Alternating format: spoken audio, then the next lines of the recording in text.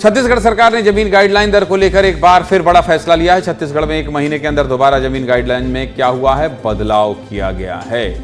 छत्तीसगढ़ के वित्त मंत्री ओपी चौधरी ने सोशल मीडिया एक्स पर पोस्ट करके कहा कि गाइडलाइन दरों का दोबारा निरीक्षण करने के लिए केंद्रीय मूल्यांकन बोर्ड की बैठक आयोजित की गई, जिसमें कार्यालय महानिरीक्षक पंजीयन ने अहम निर्देश जारी किया है और नई दरों की समीक्षा करने का फैसला किया है, जिसके लिए सभी जिलों से रिपोर्ट मांगी गई है।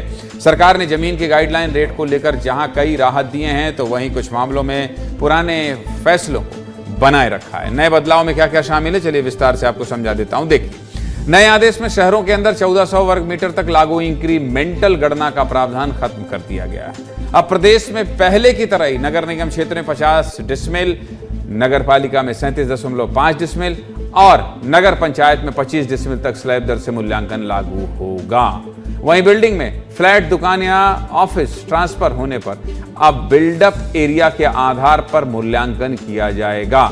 जितने भी कॉमर्शियल कॉम्प्लेक्स और ऊंची बिल्डिंगें हैं, उनमें बेसमेंट और पहले फ्लोर पर 10% कमी, जबकि दूसरे और उससे ऊपर के फ्लोर पर 20% की कमी के साथ मूल्यांकन किया जाएगा। इस फैसले से मध्यम वर्ग को किफायती दाम पर क्या मिलेगा, फ्लैट मिल सकेगा। इसके अलावा कॉमर्शियल कॉम्प्लेक्स में 20 मीटर की दूरी के बाद संपत्ति के लिए प्लॉट की दर में 25% कमी से मूल्यांकन किया जाएगा। थोड़ा कठिन है, मेरे भी समझ में नहीं आ रहा है, जमीन का कारोबार करने वाले समझ जाएंगे।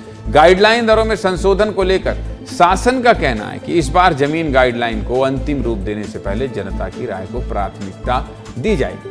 इसके लिए 31 दिसंबर तक सुझाव और आपत्तियां मांगी गई हैं। 19 नवंबर को छत्तीसगढ़ सरकार ने जमीनों का सर्किल रेट बढ़ा दिया था। इसको लेकर लगातार विरोध किया जा रहा था। विरोध प्रदर्शन के बीच सरकार ने नियमों को लेकर दोबारा विचार किया और फैसले में बदलाव किया। इस दौरान क्या किया, मैंने नई गाइडलाइन को लेकर वित्त मंत्री ओपी चौधरी से खास बातचीत की थी, क्योंकि आम जनता की समस्या थी। उस समय वित्त मंत्री ने बदलाव के संकेत दिए थे और कहा था कि किसी व्यक्ति को अगर परेशानी होगी तो तुरंत बदलाव किया जाए। नहीं, देखिए, रियल एस्टेट में कुछ जगह कुछ दिक्कतें हुई हैं। मैं इस चीज़ को मना भी नहीं कर रहा हूँ, कैमरा में मैं भी ये स्वीकार कर रहा हूँ कि क्या हुआ। जैसे एक तो ये पूरा प्रोसेस इस विषय का समझाया, दूसरी जो बड़ी समस्या ठीक करने की कोशिश की गई है, जिसके कारण बहुत ज़्यादा अंतर दिखता है और जिसका नुकसान रियल एस्टेट के कुछ लोगों को कुछ जगहों पर बड़ा हो रहा है, उसको भी मैं स्वीकार करता हूँ और उसको हम ठीक कर लेंगे।